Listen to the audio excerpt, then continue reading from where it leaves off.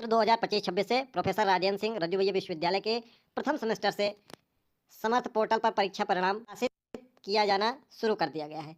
आप समर्थ पोर्टल से अपने परीक्षा परिणाम को कैसे चेक करेंगे, इस बारे में इस वीडियो में बताने वाले हैं। नमस्कार दोस्तों, आप सभी का स्वागत है आपके अपने YouTube channel professor Rajendra Singh Rajju Bhaiya विश्वविद्यालय की तमाम अपडेट्स लगातार दी जाती हैं, साथ ही साथ शिक्षक भर्ती से संबंधित हर एक अपडेट्स मिल जाती हैं।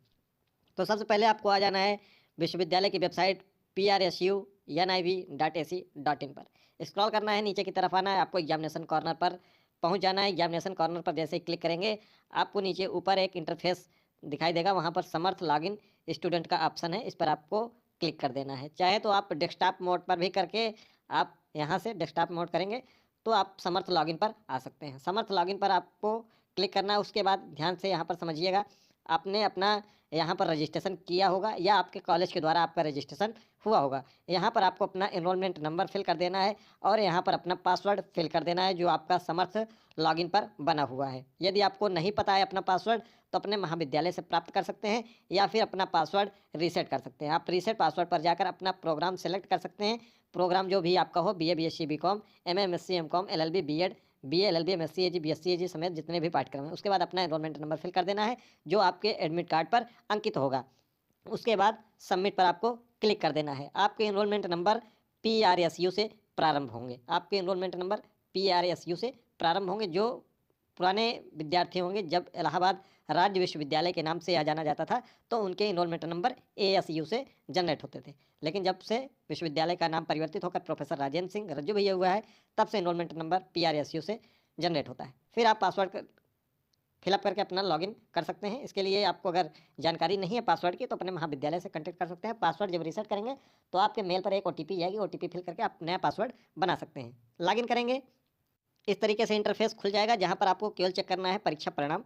तो आपको आ जाना है एग्जामिनेशन कॉर्नर पर, स्टूडेंट कॉर्नर पर नहीं जाना है। आपको आ जाना है ग्रेड कार्ड रिजल्ट पर, यहाँ पर आपको क्लिक कर देना है। फिर आपको यहाँ पर आ जाना है, यहाँ पर आपके प्रोग्राम का नाम लिखा हुआ है, आपका सेमेस्टर अंकित है यहाँ पर आपका, और उसके बाद ईयर ऑफ एग्जामिनेशन, यहाँ पर आपको ग्रेड कार्ड मिल जाएगा। यहाँ व्यू पर आपको क्लिक कर देना है और ये परीक्षा परिणाम आपका ऑटोमेटिक डाउनलोड हो जाएगा। ये आपका परीक्षा परिणाम देखिए डाउनलोड हो गया है MA हिंदी लिटरेचर का। यहाँ पर लिखा हुआ है रेगुलर, यहाँ पर सेमेस्टर आपका लिखा है, यहाँ पर आपकी फ़ोटो होगी जिसको हाइड कर दिया गया है, यहाँ पर आपका रोल नंबर, यहाँ एनरोलमेंट नंबर, यहाँ पर आपकी ABCID जिसको अपार ID के नाम से जानते हैं, आपके पिताजी का नाम, माताजी का नाम, आपका नाम, आपके संबंधित महाविद्यालय का नाम, यह सब चीज़ें अंकित है। सब डिटेल्स को हाइड कर दिया गया है। उसके बाद देखिए यहाँ पर आपका ग्रेडिंग दिया हुआ है, जो आपके पाठ्यक्रम जितने पेपर्स हैं आपको ये परीक्षा परिणाम ग्रेड में मिलते हैं ABC। ठीक है, यहाँ पर नीचे सभी डिटेल्स दी गई हैं, इसको थोड़ा सा आप समझ लीजिए ताकि आपको किसी भी प्रकार की समस्या ना हो। यदि आपके परीक्षा परिणाम जो भी दिए हुए हैं उन पेपर्स में आपको अंक नहीं दिए जाते हैं, ग्रेडिंग प्रणाली में यह अंक जारी किया जाता है। आपको अगर O ग्रेड मिला है, O ग्रेड का मतलब है आपके अंक 91 से 100 के बीच में है। अगर आपको A+ मिला है, इसका मतलब आपके अंक 81 से 90 के बीच में है।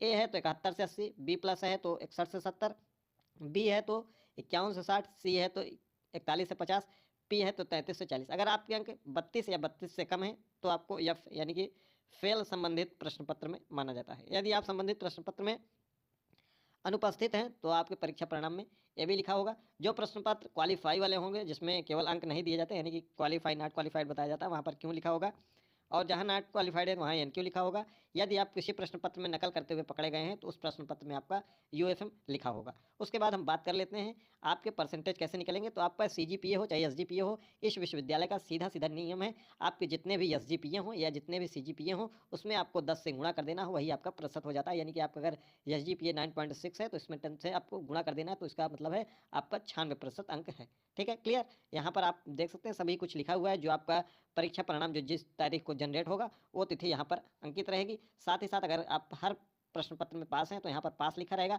और प्रमोटेड लिखा रहेगा। अगर आप फेल होंगे तो आपका लिखा रहेगा फेल और यहाँ पर लिखा रहेगा नॉट प्रमोटेड। अगर किसी में बैक है तो यहाँ पर लिखा रहेगा कि बैक और प्रमोटेड। ठीक है, यहाँ पर आपका SGPA होगा, यहाँ पर आपका टोटल ग्रेड पॉइंट होगा, टोटल क्रेडिट अर्न होगा और ये टोटल क्रेडिट होगा। ये सब चीज़ें यहाँ पर लिखी हुई हैं। जैसे हम उदाहरण के तौर पर देखते हैं तो इनका 4 क्रेडिट में C ग्रेड है। C ग्रेड का मतलब हुआ कि आपके अंक 41 से 50 के बीच में है और आपका पॉइंट 5 पॉइंट बना है। आपका कितना पॉइंट बना है? 5 पॉइंट बना है। तो ये पॉइंट निकालने के लिए आपको 5 पॉइंट वहाँ पर लिखा हुआ है, तो यहाँ 4 से क्रेडिट में गुणा कर देंगे, तो यानी कि इस प्रश्न पत्र में आपका 20 पॉइंट बन गया। इसी तरीके से हर प्रश्न पत्र का पॉइंट निकालेंगे तो ये आपका टोटल जो क्रेडिट पॉइंट है ये पॉइंट आ जाएगा। और इसी पॉइंट में आपका अगर